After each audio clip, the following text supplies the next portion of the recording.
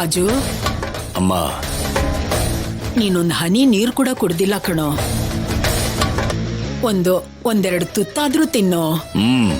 ಬೇಡಮ್ಮ, ನಾನ್ ತಿನ್ನಲ್ಲ, ತಿನ್ನಕ್ಕಾಗಲ್ಲ.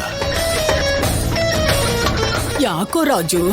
ಒಂದು ದಿನ ಪೂರ್ತಿ ಊಟ ಮಾಡಬಾರ್ದು ಅಂತ ನನ್ನ ಮಗಳಿಗೆ ಶಿಕ್ಷೆ ಕೊಟ್ಟಿದ್ದೀನಮ್ಮ.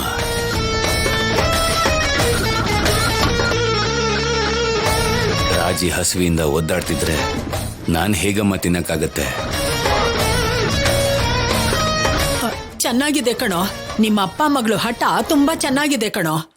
ತಂದೆ ಶಿಕ್ಷೆ ಕೊಟ್ಟನಂತೆ, ಮಗಳು ನೋಡಿದ್ರೆ ಹಾಗೆ. ಮಗಳಿಗೆ ಶಿಕ್ಷೆ ಕೊಟ್ಬಿಟ್ಟ ಅಂತ ತಂದೆ ನೋಡಿದ್ರೆ ಹೀಗೆ. ಹೋಗ್ಲಿ, ನಿನ್ ಮಗಳ ಹತ್ರ ಹೋಗಿ ಊಟ ತಗೊಂಡು ಸ್ವಲ್ಪ ಆದ್ರೂ ತಿನ್ನಮ್ಮ ಅಂತ ಅಷ್ಟು ಬೇಡ್ಕೊಂಡ್ರು ಅಷ್ಟೇ. ಮುಟ್ಟಲ್ಲ ಅಂದ್ರೆ ಮುಟ್ಟಲ್ಲ ಅಂತಿದ್ದಾಳ್ ಕಣೋ. ಇವಾಗ ನೀನು ಹಾಗೆ ಅಂತಿದ್ಯಾ. ನೀವಿಬ್ರು ಏನು ತಿಂದೆ ಹೋದ್ರೆ ಮನೇಲಿ ನಾವುಗಳು ಹೇಗ್ ತಿನ್ನೋದು? ಯಾಕೆ ತಿನ್ಬೇಕೋ ರಾಜು?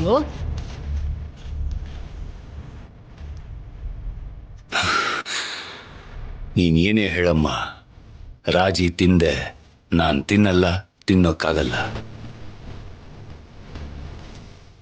ನನ್ನ ಮಗಳು ತಿಂದಾಗ್ಲೇನಮ್ಮ ನಾನ್ ತಿಂದೇ ಇದ್ರೂ ಕೂಡ ನನ್ನ ಹೊಟ್ಟೆ ತುಂಬಿಡುತ್ತೆ.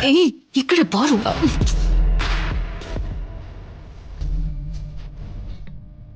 ರಾಜಿ ಏನೋ ತಪ್ಪು ಮಾಡಿದ್ಲು, ನಾನು ಆವೇಶದಲ್ಲಿ ಶಿಕ್ಷೆ ಕೊಟ್ಟೆ.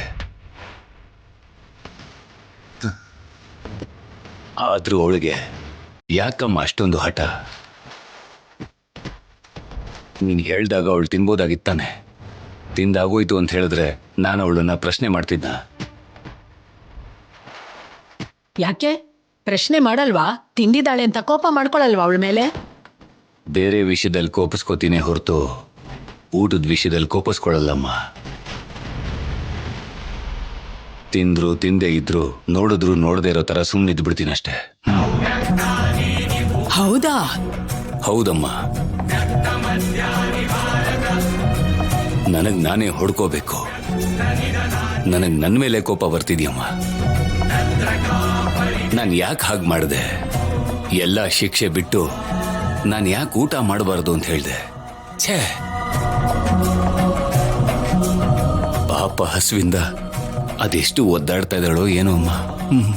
ತಿಂದಿದ್ರೆ ಚೆನ್ನಾಗಿರೋದು.